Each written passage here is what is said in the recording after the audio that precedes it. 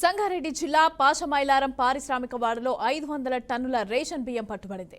Ration బియ్యంతో పాటు 3 లారీలు అలాగే 4 డీసీఎంలను టాస్క్ ఫోర్స్ పోలీసులు, పౌర సరఫరాల అధికారులు స్వాధీనం చేసుకున్నారు. ఇక ప్రధాన నిర్వాహకుడు నిజామాబాద్ జిల్లా బోధన్కి చెందిన ప్రభాకర్ రెడ్డి పరారు కాగా ఇక మరో నిర్వాహకుడు రవిని అదుపులోకి తీసుకున్నారు. ప్రభుత్వానికి ఇవ్వాల్సిన 60% బియ్యం ప్రజల నుంచి కొనుగోలు చేసిన బియ్యాన్ని రీసైక్లింగ్ చేసి మళ్లీ ప్రభుత్వానికే పంపిస్తున్నారని సంగారెడ్డి జిల్లా ఎస్పీ రూపేష్ చెప్పారు. ఇక టాస్క్ ఫోర్స్ పోలీసులు అలాగే పౌర సరఫరాల అధికారులు సంయుక్తంగా నిర్వహించిన దాడుల్లో ఈ బాగోతం బట్టబయలైందన్నారు. గోనె సంచులపైన పౌర సరఫరాల శాఖకు సంబంధించిన దొంగ ముద్రలు వేసి దొంగ బిల్లులు సృష్టించి ఆదిలాబాద్, రాంపూర్, వినాయక ట్రేడర్స్ పేరు మీద ఎఫ్సీఐ గిడ్డంగికి ఇతరుల జిల్లాలకు పంపిణీ చేసినట్లుగా గుర్తించామని తెలిపారు ఎస్పీ రూపేష్.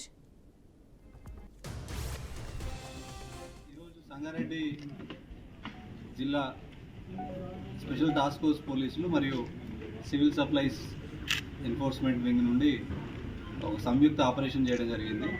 సో దీనిలో ఈ పబ్లిక్ డిస్ట్రిబ్యూషన్ సిస్టమ్ ఏదైతే పౌర సరఫరాల శాఖ నుండి వచ్చే బియ్యం ఏదైతే ఉంటుందో దాన్ని ఇల్లీగల్గా తీసుకొని సేకరించడమే కాకుండా దాన్ని మళ్ళీ ఒక అఫీషియల్ వేలో దాన్ని ఇక్కడ మిల్లింగ్ చేసినట్టు ఫేక్ బిల్స్ తయారు చేసి ఫేక్ ఈ గన్నీ బ్యాగ్ల మీద కూడా ప్రింటింగ్ కూడా ఫేక్గా చేసి మోనోగ్రామ్స్ అన్నీ కూడా చేసి రాష్ట్రంలో ఉన్న వివిధ ప్రాంతాల్లోకి పంపించడం జరుగుతుంది. సో ముఖ్యంగా ఇక్కడ ఇందులో మెయిన్ అక్యూజ్డ్ వచ్చి ప్రభాకర్ రెడ్డి అని ఇతను నిజామాబాద్ బోధన్ జిల్లాకు చెందిన అతను. ఇతను రైస్ మిల్ ఉంది.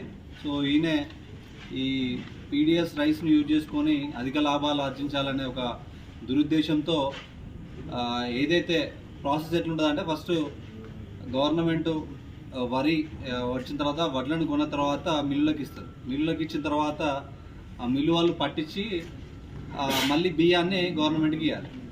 సో వీళ్ళు ఏం చేస్తున్నారంటే ఈ ప్రభాకర్ రెడ్డి మరియు అతని అనుచరుడు నిన్నైన రవి, సో వీళ్ళిద్దరు ఏం చేస్తున్నారంటే గవర్నమెంట్ ఏదైతే వడ్లు ఇస్తారో ఆ వడ్లని వీళ్ళు బియ్యం చేసి అమ్మేసుకుంటున్నారు.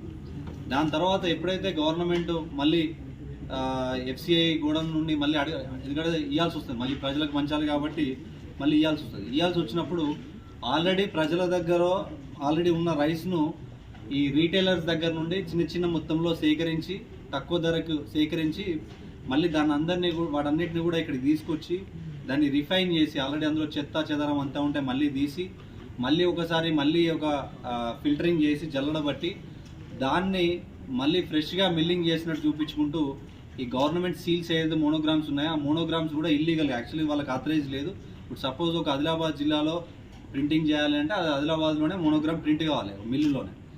ఆదిలాబాదులో ఉన్న ఇండస్ట్రీస్, వరంగల్లో ఉన్న ఇండస్ట్రీస్ మిల్లింగ్ చేసినట్టు మన సంగారెడ్డిలో ఆ ప్రింట్లు తీసి దానికి ఈ రవాణాలో ఇబ్బంది కాకుండా ఒక ఫేక్ ఈవే బిల్స్ అనేవి క్రియేట్ చేస్తున్నారు. అంటే పోలీసులు పట్టుకున్న సివిల్ సప్లై అధికారులు పట్టుకున్న ఆ బిల్స్ చూపించడానికి ఒక ఫేక్ బిల్స్, ఈవే బిల్స్ అంటే హైదరాబాద్.